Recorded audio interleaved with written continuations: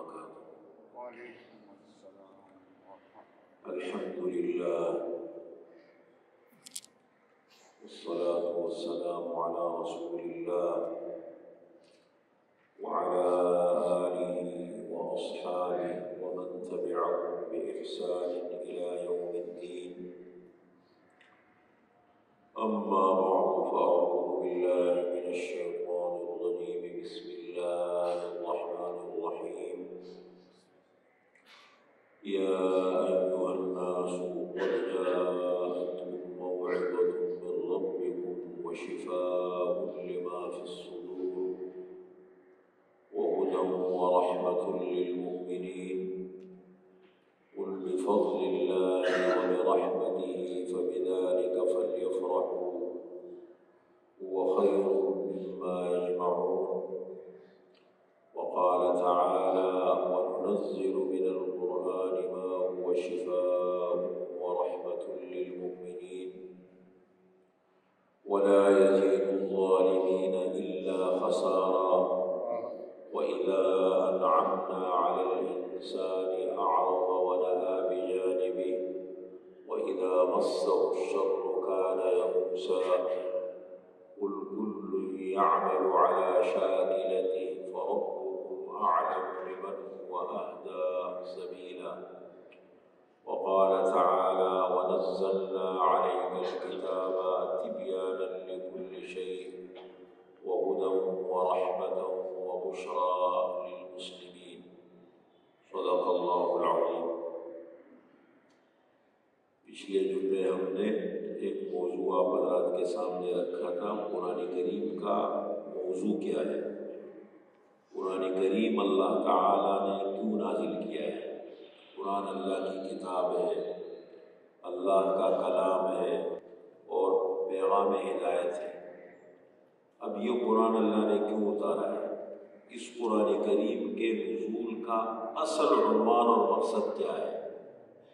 تعمیری انسانیت، تعمیری انسانیت، انسان بہتر انسان کیسے بنے؟ اس لیے کہ انسان کی اصلاح کرنا، انسان کی تربیت کرنا، انسان کو بری عادتوں سے نکالنا، اچھی عادتیں پیدا کرنا، یہ بہت مشکل کام ہے، بڑا جہاد ہے، یہ بہت بڑا جہاد ہے۔ اپنے آپ کو بدلنا یہ بہت بڑا جہاد ہے۔ انسان دنیا کما لیتا ہے، انسان کی خواہش ہوتی ہے مجھے دنیا زیادہ مل جائے، انسان کی خواہش ہوتی ہے میں دولت مند بن جاؤں، انسان کی خواہش ہوتی ہے مجھے عہدہ مل جائے، انسان کی خواہش ہوتی ہے میری دنیا کی فلاں خواہش پوری ہو جائے۔ یہ تو انسان اور وہ خواہشات ہو بھی جاتی ہے، اس کے لیے بھی انسان کو لڑنا پڑتا ہے، بڑی محنت کرنی پڑتی ہے، لیکن یہ کام ہو جاتے ہیں۔ لیکن انسان کا خود کو بدلنا یا کسی انسان کا بدلنا یہ بہت مشکل کام ہوتا ہے، اور یہ اصل مقصد ہے۔ اس کے لیے اللہ تعالیٰ انبیاء کرام علیہم السلام کو بھیجتے ہیں۔ یہ جو سبق ہے اس کو بھول جاتا ہے تو پھر اللہ تعالیٰ انبیاء کو بھیجتے ہیں، یاد دلاتے ہیں کہ دیکھو تمہاری زندگی کا اصل مقصد کیا ہے، اس کو سمجھو، اس کو پہچانو، یہ اصل مقصد ہے۔ تو یہ اس دنیا میں رہ کر کے اپنی اس زندگی کو بنانا، اس کے لیے اپنے آپ کو بدلنا، یہ سب سے بڑی تبدیلی ہوتی ہے۔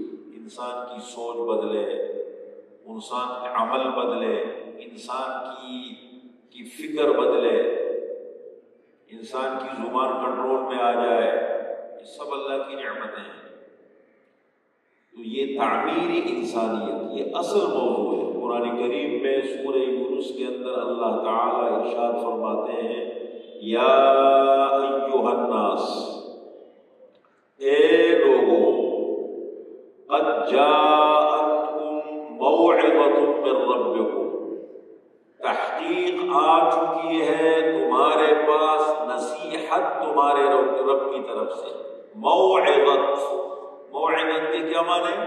نصیحت، ہمدردی۔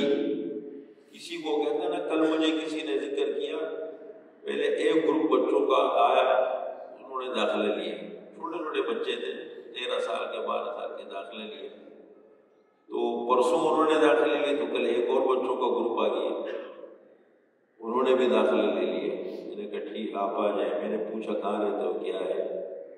تو پھر وہ ایک اور گروپ بعد میں آیا، کہنے لگے یہ ہمارے رشتے دار ہیں استاد جی، یہ بہت خطرناک لوگ ہیں، یہ سگریٹ بھی پیتے ہیں، نشہ بھی کرتے ہیں، چھوٹے چھوٹے بچے ہیں۔ تو میں نے کہا کیا کروں، داخلہ نہ دوں کو؟ میں ان کو داخلہ دوں یا نہ دوں؟ کہتے نہیں یہ ماحول خراب کریں گے۔ میں نے کہا پھر میں کیا کروں، ان کو نکالوں؟ کہتے ہیں ہاں۔ تو پھر میں نے کہا یہ کہاں جائیں گے؟ پھر جا کے نہیں ان کو سمجھائے گا کون؟ پھر میں نے پوری اس کے لیے تھوڑا سا سوچا، پلاننگ کی، چھوٹے چھوٹے بچے۔ پھر میں نے کہا کہ ان کو میں جمع کروں گا، ان کے ماں باپ سے میرا بڑا اچھا تعلق ہے، پتہ نہیں ماں باپ کو پتہ ہے نہیں۔ اب تعمیری انسانیت کی باتوں کو تقریر کرنی بہت آسان ہے، میں گفتگو کر لوں گا، آپ حضرات بیٹھیں گے، جو باتیں اچھی لگیں گی بڑی اچھی ہوگی، یہ اپنی جگہ ہے۔ استاذ کی ذمہ داری ہے۔ کل ایک طالب علم مجھے آ کے کہتے ہیں، گور گروپ کا طالب علم، جی آج ہمارے اسکول میں استاد نے گالی دے دی پورے اس کو، پوری کلاس میں 40 بچے تھے کلاس کے اندر، کہتے کوئی بولا نہیں، میں اٹھ کے کھڑا ہو گیا۔ میں نے کہا استاد جی آپ نے گالی دی، آپ نے سب کچھ گالی میں شامل کر لیا، تو سب تو ایسے نہیں۔ انہوں نے کہا بھائی، اور اچھا لڑکے مجھے کہہ رہے آپ مت بولو، تو میں نے کہا کہ میں نہیں بولوں۔ پھر آخر میں استاد جب مجبور ہو گیا کہ میری شکایت لگے گی، بات بڑھ گئی، تو استاد ان کو کہتے کہ میں تو چیک کر رہا تھا کہ آپ لوگوں کے اندر احساس کتنا ہے۔ بہت مشکل کام ہے بچوں پر نظر یقین جانا۔ میں تو اتنا ایک محلے کے بچے کے لیے سوچتا ہوں اپنے لیے۔ وہ الگ بات ہے کہ اپنے ماحول کو بدلنا، کسی کو بات سمجھا، کسی کو کوئی بات کی جائے، آپ کی نیت صاف ہے، آپ کی سوچ اچھی ہے، لیکن اس کو اعتماد میں لینا بڑا مشکل کام ہوتا ہے۔ اس کو اعتماد میں کیسے لیں؟ آپ ان کی ہمدردی کی بات کریں گے۔ اب جیسے میں تھوڑی سی گزارش کروں، ابھی میں باہر آ رہا تھا تو ایک صاحب کھڑے ہو کے، یہ لال بتیاں جل رہی تھی، لال بتیاں دیکھ رہے ہیں یہ جل رہی، تو ایک صاحب نے وہ نماز شروع کر دی، تو دوسرے حضرت کو آواز بھی دی کہ بھائی یہ نماز پڑھنے کا ٹائم نہیں ہے ہمارا، لیکن وہ اپنے لگے رہے۔ پھر میں ادھر آیا تو ایک حضرت نے شروع کر دی، دوسری نے شروع کر دی۔ اب اس بات کو بہتر انداز میں لوگوں کو سمجھانا، ان کو خود سمجھ میں آ جائے۔ اب میں نے جتنا اندازہ لگایا، تینوں حضرات سمجھدار ہیں، انہوں نے جان کے نہیں، ان کو معلوم نہیں تو وہ آ کے کھڑے ہو گئے۔ اب اس کا کیا حل ہے؟ مطلب الحمدللہ میں پورے یقین سے کہتا ہوں، میرا خیال نہیں ہے، میں پورے یقین سے کہتا ہوں یہ تینوں حضرات جب لال بتی جل رہی تھی انہوں نے نماز شروع کی، یہ بالکل جان کر نہیں کی انہوں نے۔ اگر یہ دیکھتے کہ نماز پڑھنے کا ٹائم نہیں ہے کبھی نہ پڑھتے، ان کی توجہ نہیں گئی اس طرف، وہ کھڑے ہو کے شروع کر دی۔ اب اس کا حل کیا ہے؟ کبھی کبھی ہم مسجد میں آ جاتے ہیں نا، تو ایک غلطی کیا ہوتی ہے، میں صرف اس بات کہ تعمیری انسانیت کس کو کہتے ہیں؟ لفظ بڑا یعنی خوشنما لفظ ہے، تعمیری انسانیت بڑا اچھا لفظ ہے، لیکن تعمیری انسانیت کے لیے انسان کو کہاں کہاں سے گزرنا پڑتا ہے، کتنی خواہشات کی قربانی دینی پڑتی ہے، ہر چیز قربانی دینی پڑتی ہے۔ ایسا تھوڑی ہے کہ بس میں نے تعمیری انسانیت کے لیے تو تعمیری انسان بلڈنگ شروع ہو گئی، انسان بننا شروع ہو گیا۔ اب مثال کے طور پر میں گزارش کرتا ہوں، دیکھیں 3 وقت ایسے ہیں کہ جس میں نماز پڑھنا حرام ہے، بالکل منع۔ حرام کا مطلب کیا ہوتا ہے؟ بالکل منع ہے، نماز پڑھ ہی نہیں سکتے، نہ سجدہ کر سکتے، سجدہ تلاوت کر سکتے ہیں، نہ نماز پڑھ سکتے ہیں، منع ہے۔ صرف نماز کی بات کر رہا ہوں، تلاوت کر سکتے ہیں، قرآن کریم کی تلاوت کر سکتے ہیں، ذکر و اذکار کر سکتے ہیں۔ 3 اوقات میں نماز پڑھنے کو منع فرمایا گیا۔ وہ 3 اوقات کیا ہے؟ جب سورج طلوع ہو رہا ہو، جب سورج طلوع ہو رہا ہو۔ نمبر 2، جب زوال کا وقت ہو، آسمان بالکل عین یعنی سورج عین آسمان کے بیچ میں پہنچ جائے، جیسے ابھی یہ وقت گزرا ختم ہو گیا۔ اور نمبر 3، جب غروب ہو رہا ہو، بالکل غروب ہو رہا ہو۔ 3 اوقات میں نماز پڑھنے سے منع کیا گیا۔ اب ہم آتے ہیں مثال کے طور پر مسجد میں آ کے بیٹھ گئے جمعے کے لیے، اب ہمیں نہیں معلوم تھا کہ بھائی یہ حرام وقت ہے، اب دیکھو بتیاں تو لگا دی، ہر بندے کو نہیں پتا ہوتا ہے۔ اب اس کا حل میں آپ کو بتاؤں، حل یہ ہے نا کہ جب بھی مسجد، ایک یہ غلطی ہوتی ہے، ایک غلطی ایک اور ہوتی ہے جو جان کر لوگ نہیں کرتے، غفلت میں کرتے، غفلت میں۔ اب اس غفلت کا علاج کرنا ہے، اس کو ختم کرنا ہے۔ جب جماعت کی نماز کھڑی ہوتی ہے، جماعت کی نماز بالکل قریب ہوتی ہے، بس اب تھوڑا سا ٹائم باقی، اتنا ٹائم میرے پاس ہے کہ میں اس میں سنت نہیں پڑھ سکتا ہوں، میں اس میں نفل نہیں پڑھ سکتا ہوں۔ اب وہ یا مثال کے طور پر جماعت کھڑی ہو گئی، اب ایک بندہ آ کے اس نے نفل شروع کر دی، نماز سنت شروع کر دی، تو دیکھو نماز جماعت، یہ نماز فرض ہے، وہ سنت ہے۔ اب اس کا نمبر ہے، اب یہ کبھی کبھی لوگ آتے ہیں نا جلدی میں، تو اس کا طریقہ یہ ہے کہ مسجد میں جب بھی داخل ہونا تو سب سے پہلے آ کے ٹائم کو دیکھیں، یہ اپنی عادت بنانی پڑے، اور اس عادت بنانے میں بھی تھوڑا سا ٹائم لگے گا۔ میں کبھی میرے لیے دنیا میں سب سے مشکل کام حساب کتاب ہوتا ہے، کسی کے پیسے دینے لینے حساب 3 دفعہ گنتا ہوں، اس کو نوٹ کرتا ہوں، کوشش کرتا ہوں کہ حد الامکان کے اس میں کبھی بیشی نہ رہے۔ اب وہ مجھے اس کو کرنے، اب عادت بن کے میں نے اس کو اپنے سسٹم میں ڈال دیا تقریباً۔ ایک چیز کو جب اپنی زندگی کے مقصد اور اس میں ڈال، پھر آدمی کے لیے آسانی رہتی ہے۔ بہت سارے کام ایسے ہوتے ہیں کہ آدمی کی عادت نہیں ہوتی، بعض لوگوں کی عادت ہوتی ہے ناخن کھا رہے ہوتے ہیں، بعض لوگوں کی عادت ہوتی ہے مجلس میں بیٹھ کے کلاس میں ٹک ٹک ٹک ٹک قلم دبا رہے ہوتے ہیں، بعض حضرات کی عادت ہوتی ہے وہ داڑھی سے کھیل رہے ہوتے ہیں، بعض حضرات کسی کی کیا عادت ہوتی ہے کہ بن جاتی ہے عادت، ماحول میں بیٹھے بیٹھے عادت بن جاتی ہے۔ اب دیکھیں غلط غلط ہے، صحیح صحیح ہے، جو بھی غلط ہے، اگر میری ایک عادت بن گئی وہ غلط ہے تو غلط تو ہے نا، اس کو ختم تو کرنا ہے۔ تو اسی طریقے سے ایک اپنی عادت ہم بنا لیں، جب بھی مسجد میں آئے، چاہے جمعے کے لیے آئے، زوال کا ٹائم ہو رہا ہو، چاہے جماعت کی نماز کے لیے مسجد میں داخل ہو، تو سب سے پہلے اپنی ایک عادت بنا لیں۔ جو جلد بازی ہے یا غفلت ہے، دو چیزیں ہوتی ہیں، ایک انسان کے مزاج میں جلد بازی ہوتی ہے، جلد بازی وہ جلد باز ہوتا ہے، اچانک مسجد کر پڑتے ہیں، ایک دم کام شروع کر دیتے ہیں۔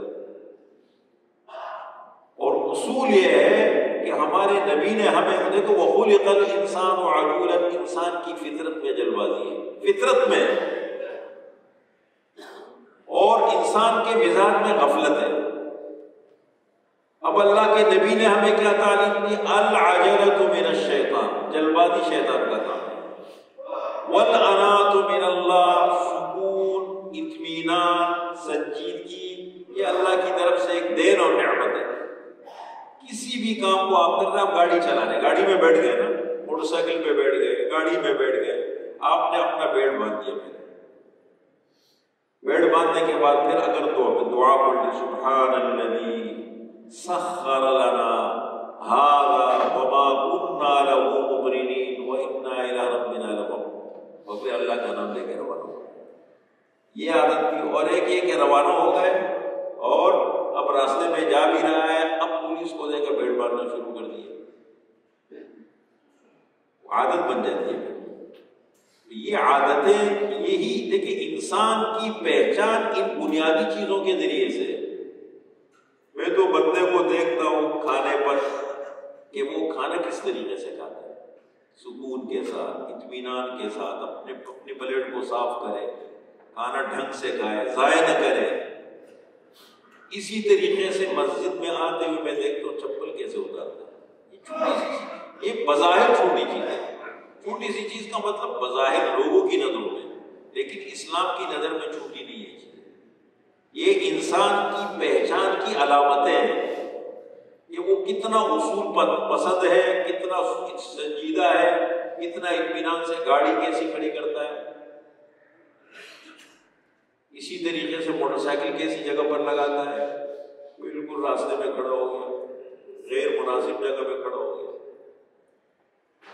اور یہ قانون کا ڈنڈا ہوتا ہے نا، یہ قانون کا ڈنڈا اس کے لیے گریجویٹ ہونے کی ضرورت نہیں ہے.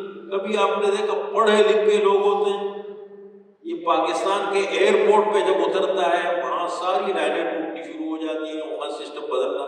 وہ اور ایک جاہل بندہ ہوتے ہیں، ان پڑھ جاہل، کہیں ملازمت کرنے جا رہے، باہر مزدوری کرنے جا رہے، ڈرائیوری، وہ باہر ایئرپورٹ پہ سیدھے لائن میں کھڑے ہو جاتے ہیں. اس کا مطلب یہ ہے کہ اس میں تعلیم کی ضرورت نہیں ہے، یا تو قانون کا ڈنڈا ہو یا انسان کے اندر احساس ہو. تو ایک چیز کی طرف آپ حضرات کی توجہ میں دلا دو. دیکھیں یہ مسجد میں جیسے ایک چھوٹا سا مسئلہ سامنے آ گیا، اب اس کے لیے ہم نے مسلمان کو اپنے اس میں شامل کر دیا کہ جب بھی مسجد میں آئے پہلے دیکھیں گھڑی میں کہ ابھی سنتوں کا ٹائم ہے میرے پاس یا نہیں، میں سنت پڑھ سکتا ہوں یا جماعت کھڑی ہو جائے گی. ایک چیز کی وضاحت کروں، فجر کے بارے میں لوگ پوچھتے ہیں. فجر کی سنت، جب فجر کی نماز کے لیے مسجد میں آئے اور ابھی جماعت کھڑی ہو، آپ کے پاس اتنا ٹائم ہے کہ فجر کی سنتیں پڑھ سکتے ہیں، پڑھ لیں سائڈ پہ، اور اس میں بھی خیال رکھ کے بالکل سائڈ پہ کھڑے ہو جائیں. یہ نہیں کہ بالکل پیچھے کھڑے ہو گئے، لوگ سامنے سے گزر رہے، راستہ بند کر دیا، صفیں متاثر کر دی. اس کا بھی خیال رکھنا چاہیے، لیکن اس میں بھی یہ نہیں کہ اپنی عادت بنا لیں. اس لیے کہ فجر کی سنتوں کے بارے میں رسول اللہ صلی اللہ علیہ وسلم نے فرمایا کہ اگر گھوڑے بھی تمہیں روڈ ڈالے اس کو مت چھوڑ دو. سنت مؤکدہ 12 ہے، سنت مؤکدہ وہ سنتیں جو بغیر عذر کے چھوڑنا نہیں چاہیے، وہ 12 ہے. 2 فجر کیے، 6 ظہر کیے، 4 پہلے 2 بعد میں، 2 مغرب کیے اور 2 عشاء کیے. یہ سنت مؤکدہ ہے. لیکن باقی سنتوں کے اندر یہ خیال رکھ کے جماعت کی نماز کا وقت قریب ہے یا جماعت کی نماز کھڑی ہو چکی ہے، بالکل سنتیں نہ پڑھے، جماعت کے اندر شریک ہو جائے، اور پھر جب نماز پڑھ لے سکون اطمینان سے بعد میں سنتیں ادا کر لے. فجر کی سنتوں کا یہ ہے کہ اگر آ گئے تو ادا کر لے سائڈ پہ کھڑے ہو کے، لیکن اس کو مستقل عادت بنانا یہ بھی ٹھیک نہیں، اس لیے کہ فرض ہے. اب بعض حضرات کی مستقل عادت بن جاتی ہے، دیر سے آتے ہیں اور پھر کھڑے ہو کے پڑھتے ہیں. اگر عادت بن گئی ہے تو اس عادت کو چھوڑنا یہ بھی ضروری ہے، ورنہ پھر عادت بن جائے کہ آدمی سست ہو جائے. جو آج کل ہم جاتے ہیں نماز کے لیے، دفتروں میں جاتے ہیں، کسی بھی کام پہ ہم جاتے ہیں، دیر ہونے کی عادت بن گئی. صبح کے وقت آپ دیکھیں روڈوں کے اوپر لوگ نکلتے دیر سے ہیں اور اسکول میں جلدی پہنچنے کی کوشش کرتے ہیں. ہارن بج رہے ہیں، شور ہے، ہنگامہ برپا ہے، جیسے میدان محشر کا ماحول ہے. اگر یہ بچے وقت پہ ہم جگانا شروع کر دیں، اپنی عادت بنا لیں اپنے بچوں کو کہ بھائی رات کو جلدی سویا کریں، رات کو اپنا بیگ تیار کر لیں، اپنی ساری کاپیاں ہیں، کتابیں ہیں، پین ہیں، سب جمع کر کے رکھ لیں، اور صبح جلدی اٹھ کر کے اور کپڑے تبدیل کر کے اور پھر اپنا وہ وقت پہ نکل جائے. اگر اس بچے کی عادت ابھی سے بن جائے اور ان کے والدین اور ماں باپ کی عادت ابھی سے بن گئی، اس بچے کی عادت ڈالی، بچہ مستقبل کا معمار ہے. اور اگر عادتیں یہ جو خراب عادتیں بن جاتی ہے پھر ساتھ چل رہی ہوتی ہے مستقل جو بھی. تو ایک تو میں نے اس حوالے سے آپ حضرات کو گفتگو کی کہ جب بھی مسجد میں داخل ہونا اس بات کا ذرا خیال رکھیں. جماعت کی نماز کا وقت قریب ہے، پہلے گھڑی کو دیکھیں، بڑے سکون سے آ کے گھڑی کو دیکھیں، کوئی بات نہیں. اگر نماز جماعت پڑھ لی اس کے بعد سنتیں پڑھ لیں، فرق نہیں پڑتا اس سے. لیکن یہ اب جب جماعت شروع ہو گئی تو نماز شروع کریں، غلط، شرط بھی غلط ہے، ویسے بھی ٹھیک نہیں ہے. اور اسی طریقے سے یہ جو منع ہے، ممنوع وقت ہے، اس کے اندر مسجد میں آ کے پہلے گھڑی کو دیکھیں. دیکھیں عام طور پر مسجدوں کے اندر یہ گھڑیاں بھی لگ گئی، لال رنگ کی لائٹیں بھی لگ گئی. جب بھی دیکھیں یہ لائٹ کھلی ہے نا، جل رہی ہے، تو اس کا مطلب یہ نماز کا وقت نہیں ہے، بیٹھ جائیں. منع ہے. 2 وقت ایسے ہیں جس میں نفل نماز مکروہ ہے. یہ 3 وقت میں تو نماز بالکل منع ہے، بالکل نہ پڑھیں، نہ سجدہ تلاوت کریں، نہ نماز پڑھیں. اور 2 وقت ایسے ہیں کہ جس میں نفل نماز مکروہ ہے. صبح کا وقت داخل ہو جائے، صبح صادق فجر کی نماز کا وقت داخل ہو گیا، سورج نکلنے تک فجر کی سنتیں پڑھ سکتے ہیں اور قضا نمازیں بھی پڑھ سکتے ہیں. نفل نماز بنے بس قضا نمازیں آپ پڑھ سکتے ہیں. کسی کی قضا نمازیں رہ گئی ہیں، آپ فجر کی سنتیں پڑھ لیں یا اس سے پہلے قضا نمازیں پڑھ لیں. فجر کے بعد بھی آپ قضا نمازیں پڑھ سکتے ہیں. لیکن نفل نماز مکروہ ہے، حرام نہیں ہے. حرام نہیں ہے، مکروہ ہے، مطلب بہتر نہیں. مکروہ کا مطلب بہتر نہیں ہے، ناپسند کیا گیا. اسی طریقے سے عصر کی نماز کے بعد مغرب تک نفل نماز پڑھنا مکروہ ہے، حرام نہیں مکروہ ہے. اس بات کا خیال رکھیں.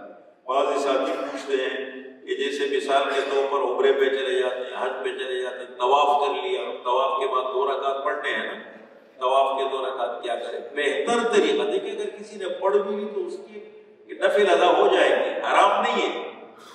لیکن اس سے بہتر طریقہ جو دین کی صحیح سمجھ ہے، کام کو بہتر طریقے سے کرنا ہے، اس کا بہتر طریقہ یہ ہے کہ اگر آپ کا طواف مکمل ہو گیا ہے، اپنا طواف مکمل کر لیں.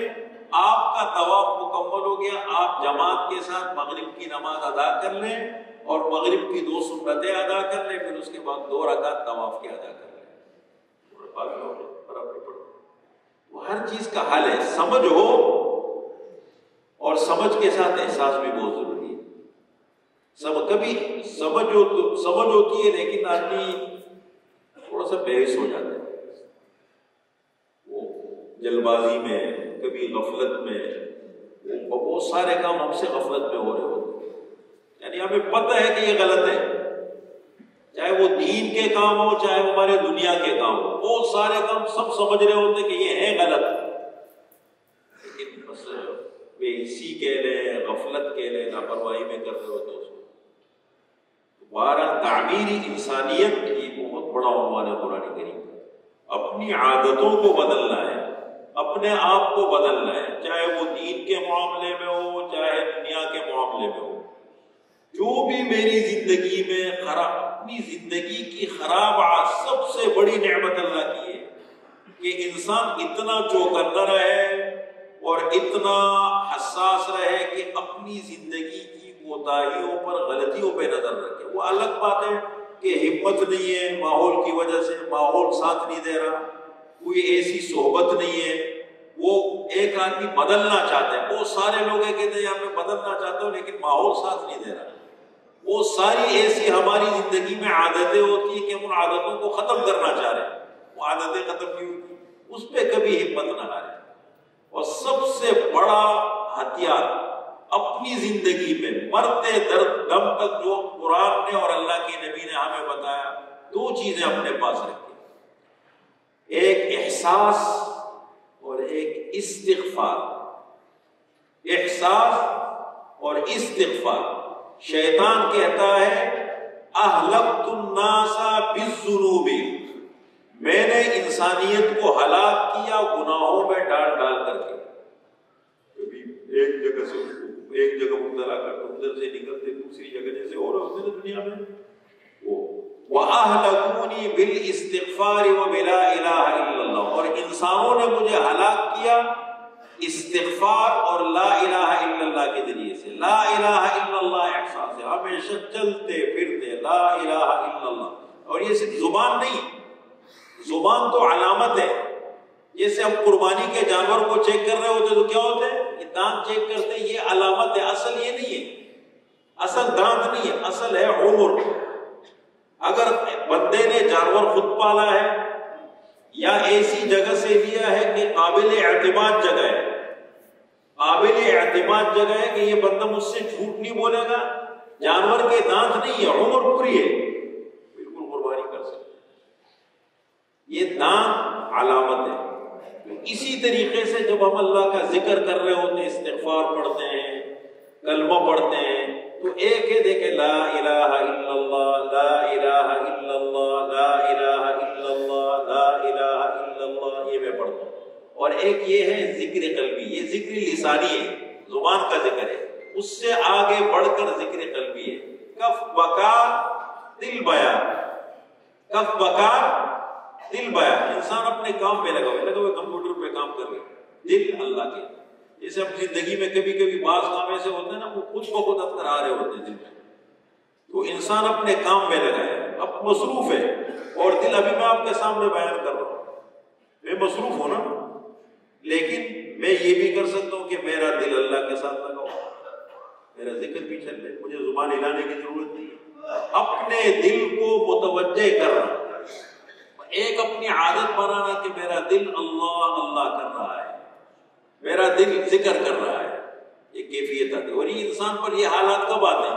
جب انسان بہت زیادہ خوش ہو زندگی میں اور خوشی انتہا کو پہنچ جائے، تو اندر ایک خیالات اٹھ رہے ہوتے ہیں خوشی کی وجہ سے، یا انسان انتہائی غمگین ہے، غم زدہ ہے، ایسا غم پڑا ہے اس کے اوپر کہ دل اندر سے بہت دکھی ہے، اب وہ بیٹھا ہوا ہے دوستوں کے ساتھ، لیکن اس کو اس کی کیفیت کا پتہ ہے کہ اس کا دل کہاں ہے۔ تو اسی طریقے سے یہ کیفیت لا الہ الا اللہ دل سے ہو، خاموش بیٹھے ہو، ابھی آپ حضرات بیٹھ کے اپنے دل کا کنیکشن رابطہ اللہ سے جوڑو، یہ میرا دل اللہ اللہ کر رہا ہے، بس وہ کیفیت اپنے اندر پیدا ہو۔ اور ایک استغفار ہے، استغفار مانے توبہ کرنا، اللہ سے معافی مانگنا۔ استغفار اصل کیا ہے؟ میں پڑھتا ہوں استغفر اللہ استغفر اللہ استغفر، میں معافی مانگا، اور ایک اصل استغفار کہ التوبۃ الندم، دل پشیمان، اپنی غلطیوں پر، اپنی کوتاہیوں پر، اپنے گناہوں پر ایک نظر ہو انسان کی، اور میرا دل معافی مانگ رہا ہو اللہ سے، کہ میرا دل جیسے ہوتے ہیں نا انسان کو غلطی کر لے بڑی اور انسان کا دل شرمندہ ہو، نادم ہو، وہ جو دل میں ندامت شرمندگی ہے نا، وہ اصل توبہ ہے۔ تو تعمیری انسانیت کیا ہے؟ قرآن کا موضوع، اپنی کوتاہیوں پر، اپنی غلطیوں پر نظر رکھنا، اپنے گناہوں پر نظر رکھنا اور آگے کے لیے سوچنا، اپنی عادتوں کو بدلنا ہے، مجھے بہتر انسان بننا، یہ ہے تعمیری انسانیت۔ اللہ ہم سب کو عمل کی